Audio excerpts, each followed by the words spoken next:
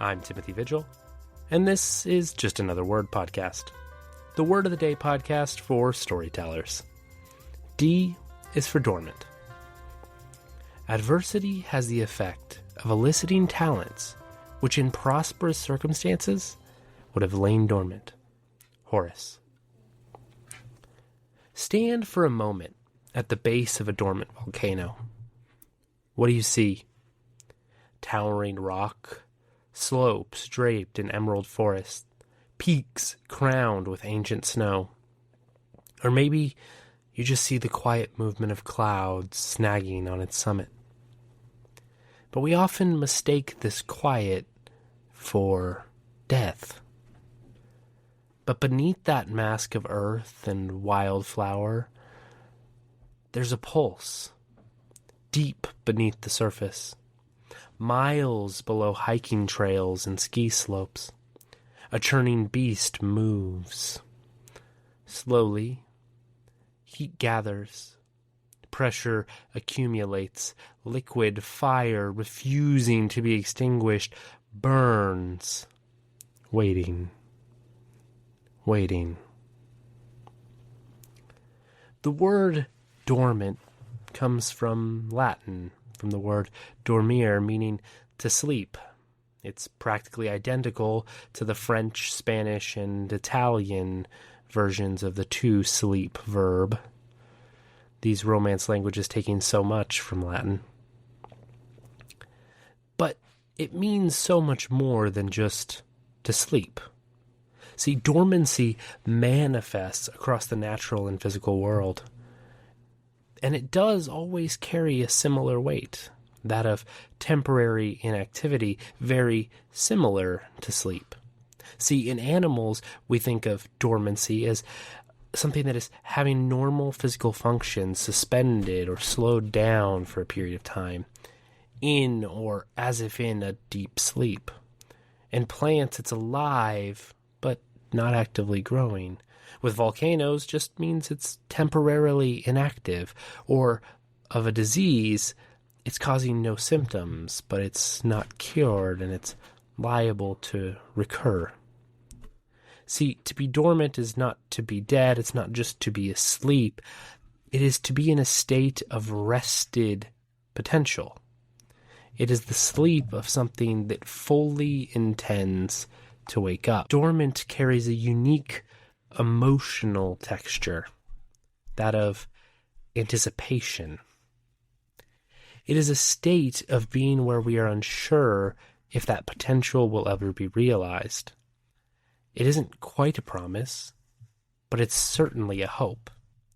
It's a period of rest or reduction, but one designed specifically as a preparation for a later activity.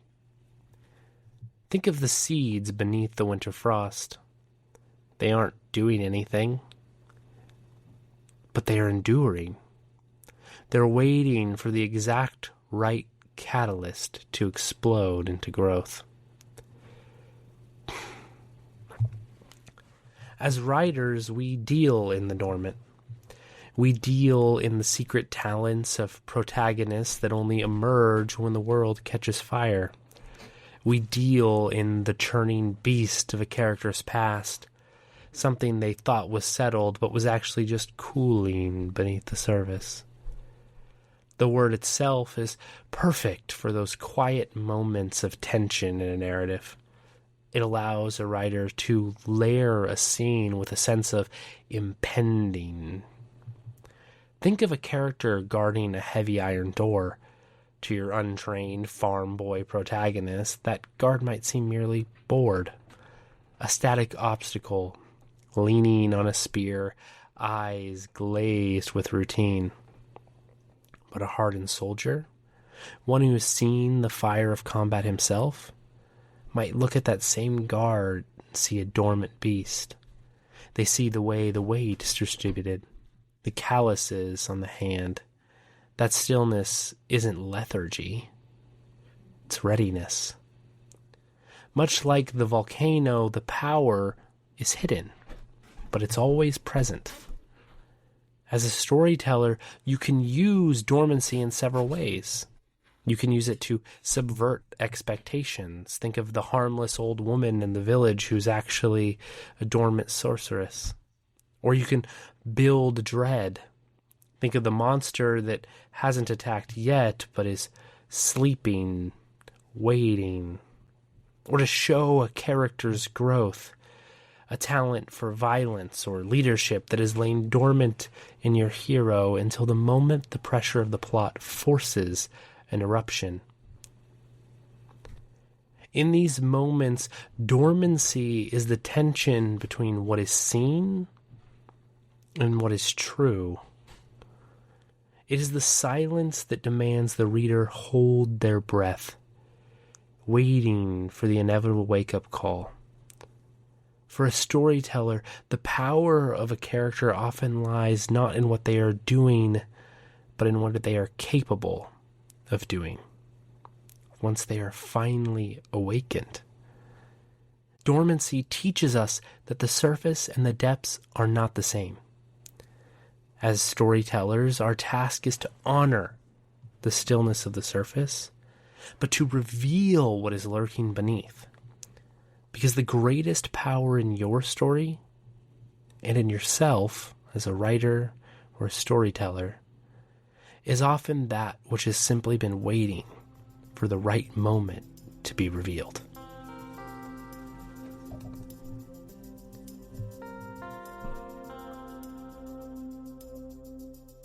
You have been listening to Just Another Word podcast with your host, Timothy Vigil. For more information, go to timothywigil.com.